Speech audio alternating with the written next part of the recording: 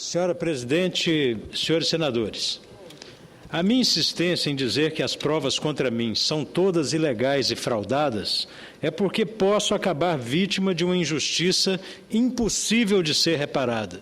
Se o meu mandato for cassado, depois se comprovarão os meus alertas e aí não haverá mais jeito, pois estarei com os direitos políticos irremediavelmente impedidos por quase 2 décadas. A minha insistência em reafirmar que sou inocente é porque, além da minha garantia pessoal, existem fatos concretos. Um fato é que, mesmo que as gravações fossem legais, elas não apontam para a quebra de decoro, da qual vou tratar em outro momento. Outro fato: não houve qualquer proveito financeiro meu relacionado ao mandato com qualquer ganho de Carlinhos Cachoeira. Por isso, a minha insistência em sanar as dúvidas antes que ocorra o pior, antes que tirem o mandato por causa de notícias da mídia baseadas em provas ilegais e montadas. Já apresentei as conclusões de um dos melhores peritos do Brasil, mostrando que fui, sim, grampeado ilegalmente e que há, sim, supressões, montagens e outros indícios de fraudes nas escutas utilizadas para minar a confiança das pessoas em minha reputação. Para acabar com os questionamentos acerca da legalidade das provas, é necessário aguardar a decisão do Supremo Tribunal Federal, pois suas funções foram usurpadas na primeira instância. No propósito de me excluir da vida pública, fizeram de conta que o Supremo não existe. Já mostrei aqui trechos do inquérito nos quais a Polícia Federal alerta para o fato de que é necessário enviar os autos para o Supremo, mas mesmo assim continuou me grampeando ilegalmente. Como quando querem perseguir alguém, ilegalidade é pouca, bobagem. O Ministério Público Federal apreciava o alerta da Polícia Federal e zombava do Supremo, dizendo repetidas vezes que os ministros da Corte Excelsa poderiam, abro aspas, colocar em risco o sigilo e a efetividade, fecho aspas, da investigação. São palavras do Procurador da República, para quem a Polícia Federal avisava a cada 15 dias que estava ouvindo ilegalmente as conversas de autoridade com foro de prerrogativa de função. Só depois de o caso sair na mídia, depois de me trucidar, é que a Procuradoria da República teve ciência e o mandou para o lugar adequado, o Supremo Tribunal Federal. Então, para haver justiça sobre a legalidade das escutas, é necessário esperar a decisão do Supremo Tribunal Federal. O Tribunal Regional Federal da Primeira Região proferiu uma liminar sobre o assunto, mas nada tem a ver com as pessoas a que me refiro. Falei sobre a legalidade das escutas e tenho certeza de que são ilegais. Falo agora sobre a qualidade do material gerado pelas interceptações telefônicas. Também já disse aqui na tribuna sobre a fundada desconfiança sobre montagens, edições, supressões, enfim, fraudes nos áudios vazados para a imprensa. E, pelo visto, são os mesmos enviados para a Comissão Parlamentar Mista de Inquérito e o Conselho de Ética do Senado. Só tem uma maneira de eliminar essas desconfianças: é realizando a devida perícia técnica na totalidade dos áudios e comparando com suas transcrições. No inquérito, a própria Polícia Federal admite que não fez as degravações completas, e não fez porque não fazer era conveniente para me acusar.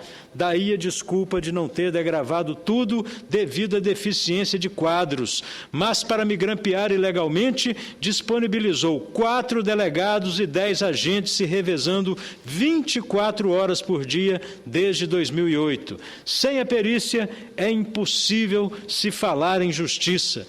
No depoimento ao Conselho de Ética, pedi a paciência das senhoras e dos senhores para ler as dezenas de textos dos delegados responsáveis pelo inquérito da Operação Monte Carlo, nos quais eles dizem que nada tem a ver com jogo.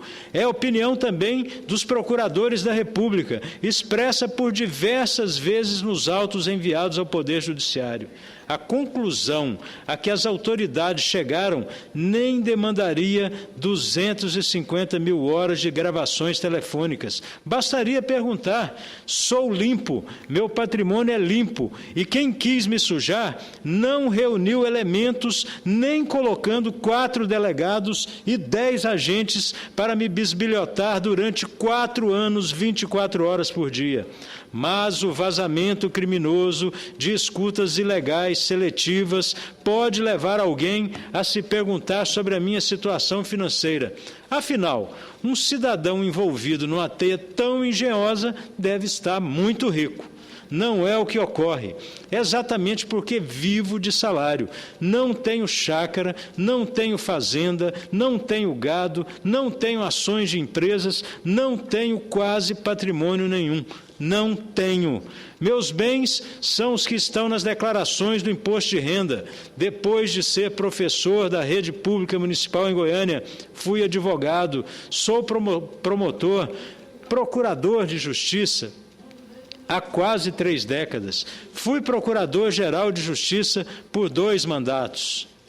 Secretário de Segurança Pública e Justiça, eleito e reeleito senador, são funções com bons salários. E ainda assim meu patrimônio é muito pequeno. Sou sócio minoritário de uma faculdade que até hoje não deu lucro e funciona num prédio alugado, e paguei as minhas cotas em 25 cheques nominais, descontados mensalmente, tudo do banco, tudo declarado. Meu imposto de renda foi tornado público desde a primeira candidatura ao Senado em 2002. Quem analisou a papelada notou que após o meu divórcio fiquei sem bem algum, até sem casa para morar. Meu único local de residência era o apartamento funcional do Senado. Quando me casei novamente, passei a morar no imóvel de propriedade da minha enteada, que o pai dela lhe deixou de herança ao morrer. Só agora, há menos de 3 meses, me mudei para um apartamento que eu e minha esposa compramos financiado do Banco do Brasil, para ser quitado em 30 anos. Nasci em 1961. Estou com 51 anos. Vou terminar de pagar meu único imóvel quando estiver com 80 anos de idade. Essa é a história do meu patrimônio, depois de décadas de trabalho. O que mais tenho mesmo são discos. Tinha também muitos livros, mais de 5.000 exemplares, mas dei minha biblioteca inteira para instituições públicas de Goiás, principalmente a Unidade de Catalão da Universidade Federal, UFG, e sedes no norte da Universidade Estadual de Goiás, UEG, além de vários colégios de ensino médio. A depressão que me invadiu, nesse episódio dos ataques à minha honra, me impede de ler e ouvir música, os 2 maiores prazeres de que desfruto. A depressão é uma doença grave, mas nem de longe é meu principal problema. A questão número 1 é a injustiça. É injusto me associar a esquemas, porque sempre vivi fora deles, e mesmo após 250 mil horas de gravações, quem as fez atestou nos autos que nada tenho a ver com organizações, crimes, contravenções. Nos cargos todos que exerci, fui ordenador de despesas, busquei recursos, houve licitações. Perguntem aos órgãos nos quais consegui as verbas e vão se certificar da legalidade das prestações de contas. Nunca direcionei nada. Estou no 10º ano de mandato no Senado, portanto, já me foram destinadas centenas de emendas parlamentares, sejam individuais, de bancada, de comissão. Perguntem aos ministros, ao coordenador da bancada goiana, aos prefeitos e governadores que as receberam. Nunca direcionei nada, nunca lucrei nada com elas, além da alegria de ver o progresso dos municípios do meu estado. Quando o ministro da Justiça, era hoje o governador do Rio Grande do Sul, Tarso Genro, pedi a sua excelência que levasse para Goiás o PRONASSE, o Programa Nacional de Segurança com Cidadania. porque ajudei muito o ministro nos seus projetos, ele deferiu que nós pudéssemos levar para muitos municípios de Goiás. Quando viu a lista de municípios que seriam atendidos, o ministro se atentou para os nomes dos prefeitos e as siglas entre parênteses. Notou que eu não havia selecionado as cidades de acordo com a filiação do mandatário, mas em consonância com as necessidades de cada município. Havia prefeitos do PT, do PP, do PMDB, do PSDB, enfim, dos mais diferentes partidos. Tarso Genro é da esquerda.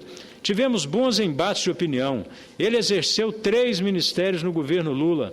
Ainda assim, sempre busquei benefícios para o meu estado e seus municípios. Perguntem a ele se em alguma ocasião falamos sobre algo além da legalidade. As mesmas informações podem ser prestadas pelos senhores ministros nomeados pela Presidência da República para atender aos parlamentares, no cargo que hoje é ocupado pela ex-senadora Idely Salvati. Perguntem a todos eles a meu respeito. Vão dizer que, mesmo sendo da oposição, sempre fui muito pidonho, mas nunca reivindiquei nada direcionado, nada de indicação de obras para empreiteiras, nada de privilegiar uma cidade para atender a esquemas. São minhas testemunhas todos os ex-ministros de articulação com o Congresso Nacional e seus respectivos auxiliares. Podem perguntar a todos eles, desde o primeiro dia do mandato do ex-presidente Luiz Inácio Lula da Silva até os 2 da presidente Dilma Rousseff, Luiz Sérgio e Idely Salvati. Além deles, perguntem a seus antecessores na Secretaria de Articulação Institucional, Aldo Rebelo, Jacques Wagner, José Múcio, Valfrido dos Mares Guias e Alexandre Padilha, se direcionei emendas para empresas, se fiquei com disse que disse sobre empreiteiras ou demais esquemas. Levei dezenas de empresários e representantes de entidades aos mais distintos órgãos da administração federal. Perguntem a Valdir Camárcio, Agnello Queiroz e os demais presidentes da Agência Nacional de Vigilância Sanitária e outros que ali assessoraram, que ocuparam outros postos, se conversamos algo que não fosse republicano. Desde 2003, levei centenas de prefeitos e secretários para audiências nos mais variados ministérios e agências. Perguntem aos senhores ministros e seus auxiliares, tanto os de agora quanto os anteriores, se em algum momento nós tratamos de algo que não fosse dentro da mais absoluta probidade. Tive com todos esses ministros uma relação de oposicionista, portanto, em tese, eles não teriam motivo algum para me defender. Inclusive porque a situação em que me encontro não inspiraria qualquer devoção ou instinto protetivo dos meus amigos, quanto mais dos adversários. Perguntem a todos os ex-ministros, a José Dirceu, a Nelson Jobim ou qualquer outro, se alguma vez tratei com eles algo que desabone a conduta de um parlamentar. Perguntem aos atuais ministros se tive com qualquer um deles algum diálogo que não possa ser divulgado. Exerci o meu papel conquistado nas urnas, sem me afastar do caminho da retidão. Jamais fiz algo que envergonhasse o povo do meu Estado, que me honrou com seu apoio e seu voto, os meus amigos, a minha família ou o Senado da República. Nunca me envolvi em nada que manchasse o meu currículo. Fui um opositor duro, mas leal. Sempre estive disposto a empreender conversação no Congresso para o bem do país e jamais faltei com a palavra. Exerci a crítica sem faltar com respeito. Pergunte aos setores do governo e da sociedade se, quando presidi a Comissão de Constituição e Justiça do Senado, se houve algum entrave para retaliar situação partidária. Em nenhum momento segurei pauta ou brequei votação. Ao contrário, os trabalhos ali foram bastante acelerados. Trabalhei diretamente como autor ou relator em cerca de 2.000 proposições. Mais de 50 delas viraram leis. Em todas elas atuei com decência. Nunca leiloei meus votos, nunca negociei meus relatórios, nunca lucrei com meus projetos. quando peço a vossas excelências que indaguem a ministros e ex-ministros acerca de meu procedimento em suas respectivas pastas, não existe aí qualquer presunção que não seja de inocência. Dos volumosos recursos carreados para obras, serviços e equipamentos, tudo foi devidamente aplicado conforme a gestão do destinatário. A única coisa que ganhei com isso foi a satisfação de atender ao meu Estado e ao Brasil. Assim, senhoras senadoras e senhores senadores, em 4 anos de escutas, 250 mil horas de gravações e em 9 anos e meio de mandato, milhões de reais destinados a emendas, não se encontra o menor desvio deste senador.